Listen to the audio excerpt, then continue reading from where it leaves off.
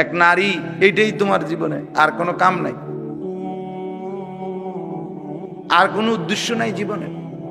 আফসোসের। তো এজন্য বললাম আযাব বিভিন্ন ধরনের হয়।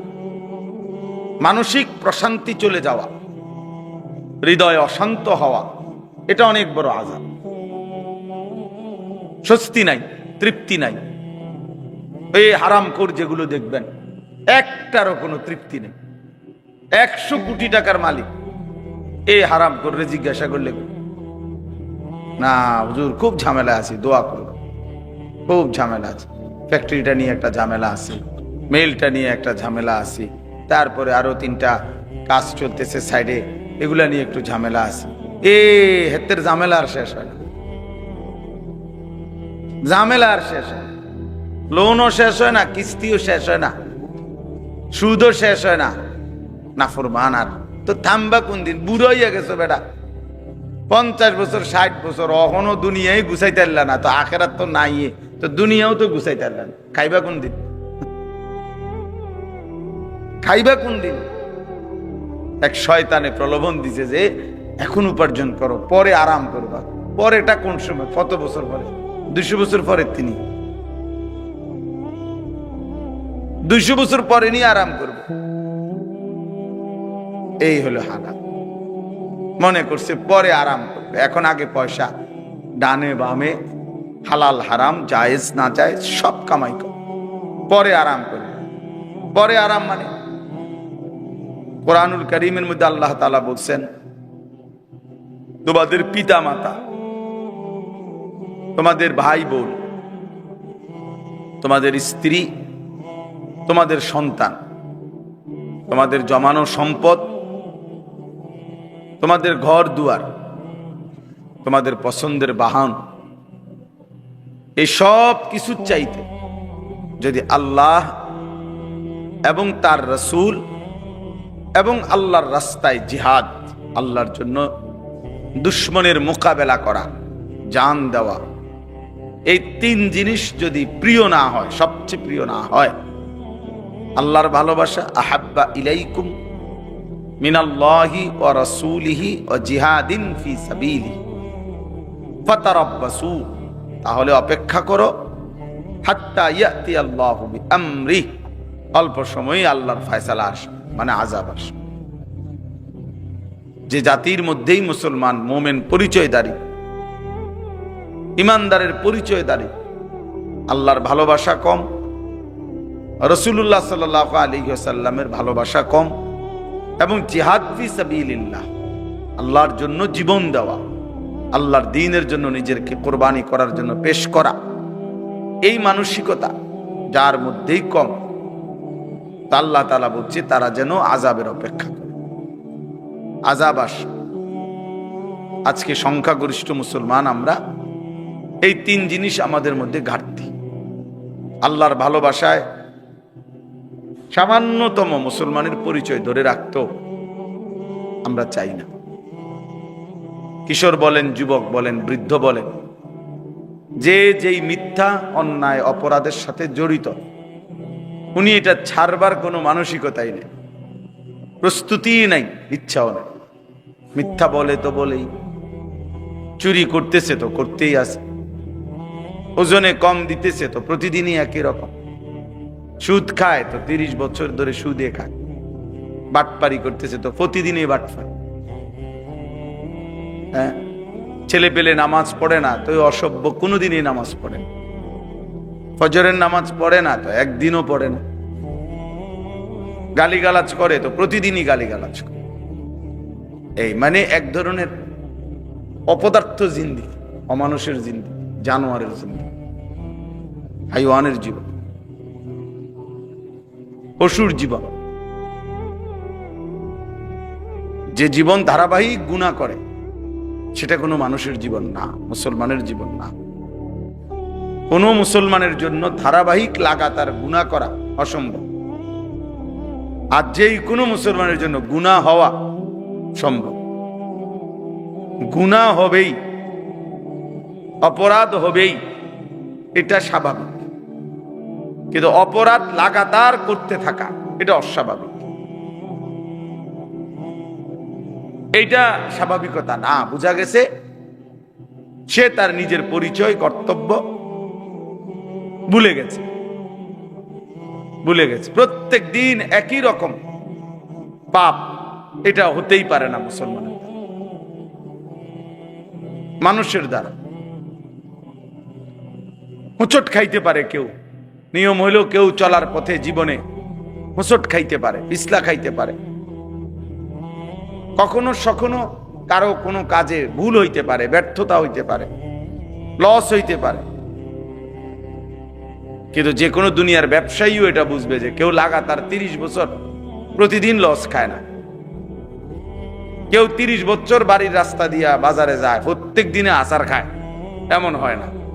এটা আহাম্মকি কথা, এটা কেউ শুনলে বিশ্বাস করবে না।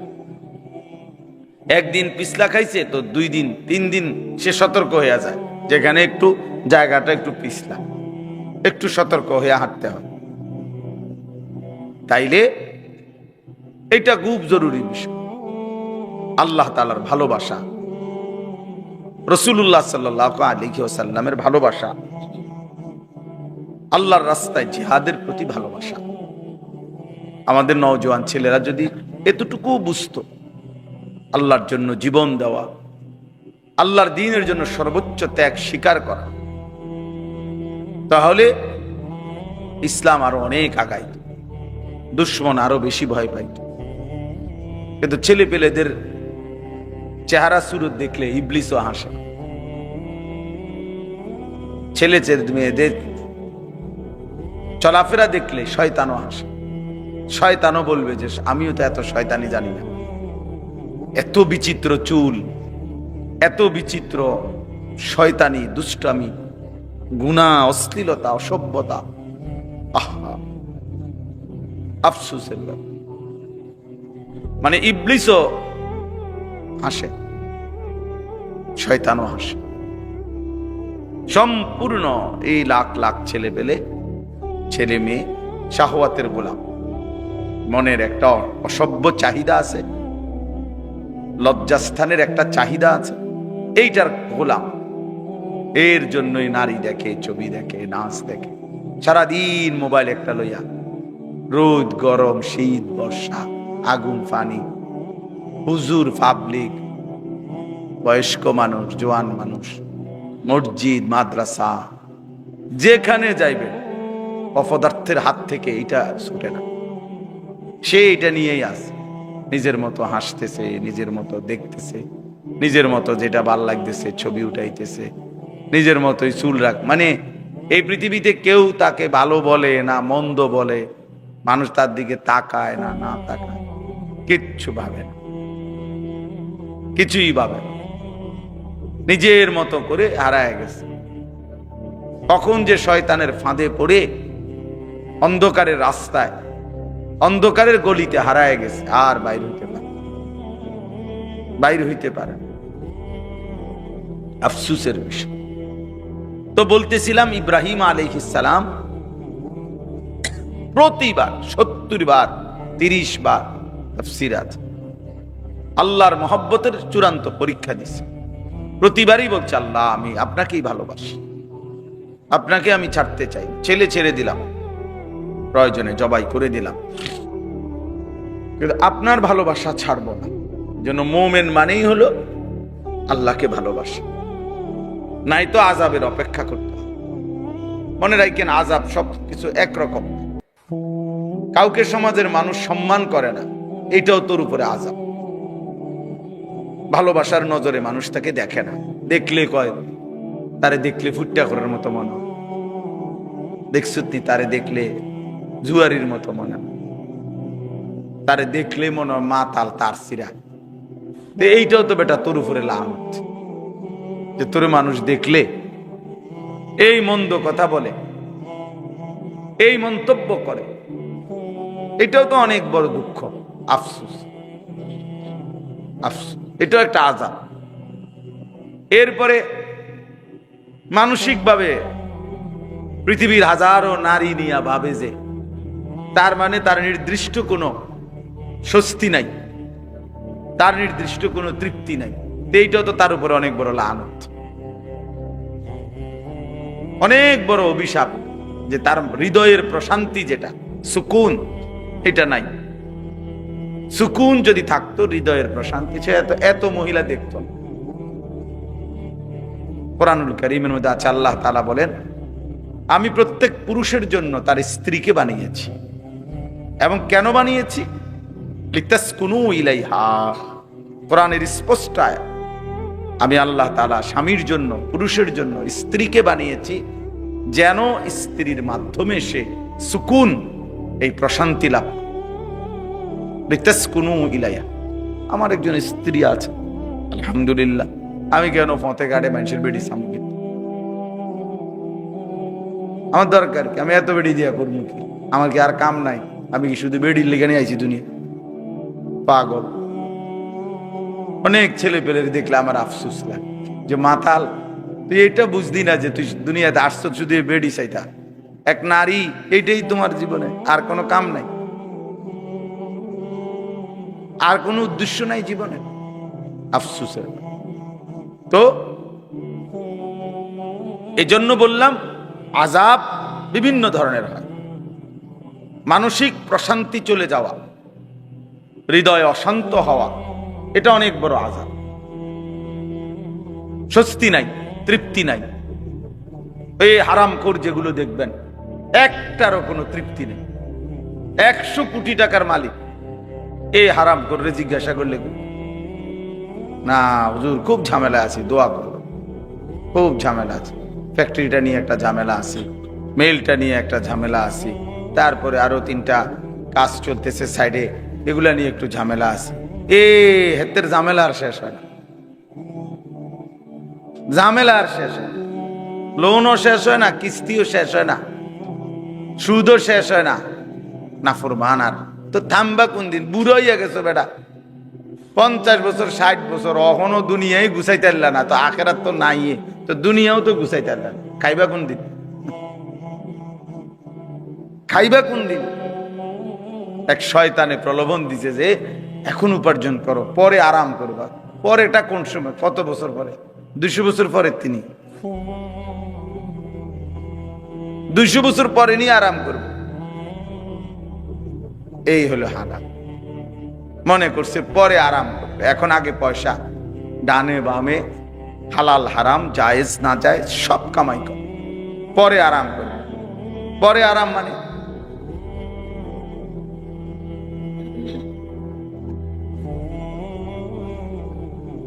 কালকে দেখছি পত্রিকার একটা সুন্দর একজন ব্যক্তি, বাংলাদেশের বর্তমান সরকারি একজন পদস্থ ব্যক্তি, বলছে কর্মজীবন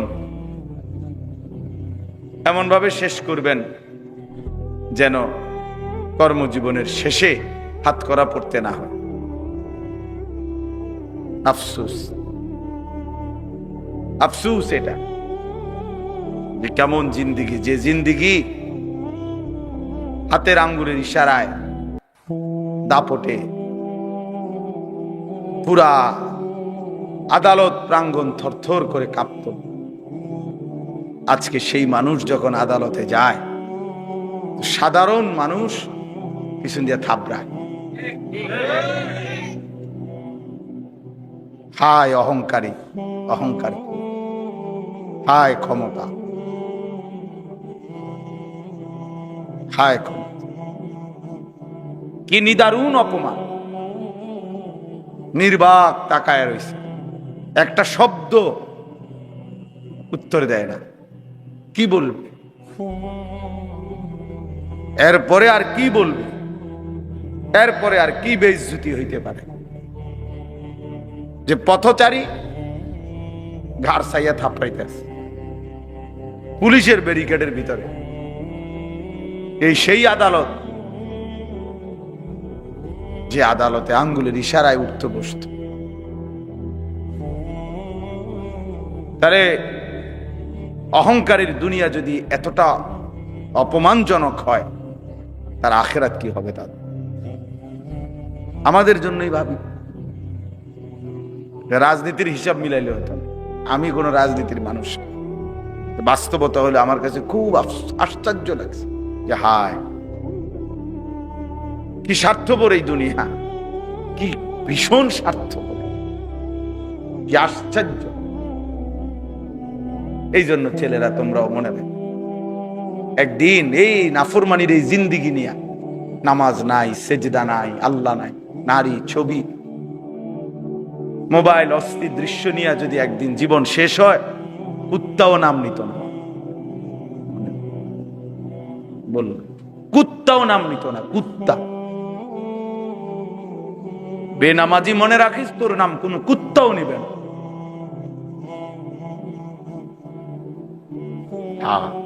অসভ্যতা যাদের জীবন, অস্থিরতা, নোংরামি যাদের জীবন, এই যে সমস্ত নারী বেহায়া, বেপর্দা, অসভ্য, কোন জানোয়ারও এদের কথা নাম নেবে না।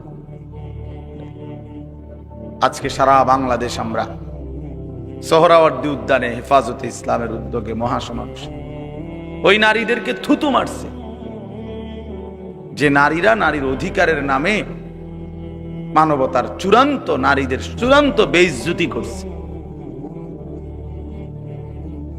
এই জন্য ভাই, কোন পাপী পৃথিবীতে দামি হয়, আমিও না, আপনিও না,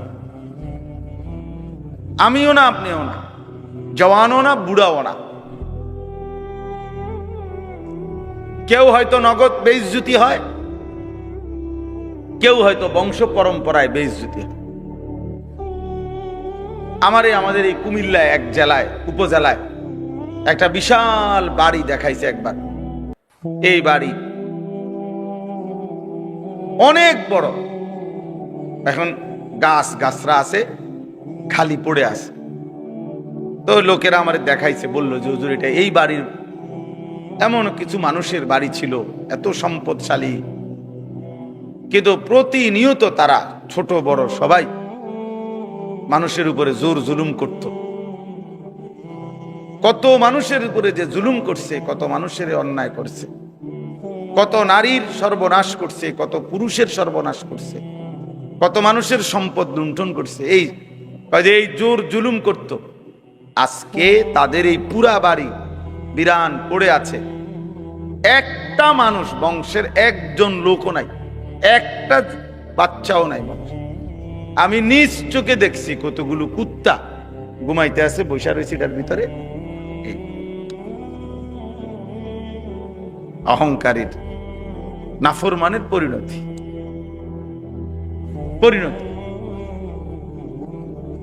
এই জন্য প্রিয় ভাই, এই আমরা কয়জন, যে কয়জনে আসছি, শুনলাম, বুঝতে শিখি, বুঝতে শেখা দরকার। আল্লাহকে ছেড়ে তো ইজ্জত মিলে না, সম্মান মিলে না, হয় নগদ, নয়তো বংশ পরম্পরায় হলেও একদিন বেইজ্জতি হইতে হয়। আমার কাছে কিতাব আছে, তাফসীর আছে, ইমাম আমাশ রাহমাতুল্লাহ আলাইহি বলে, প্রত্যেক সুদখোর পরবর্তী 40 থেকে বছরের ব্যবধানে তার বংশধরকে, পরবর্তী প্রজন্মকে আল্লাহ বেইজ্জতি করবেই করবে এবং নিশ্চিহ্ন করে দিবে।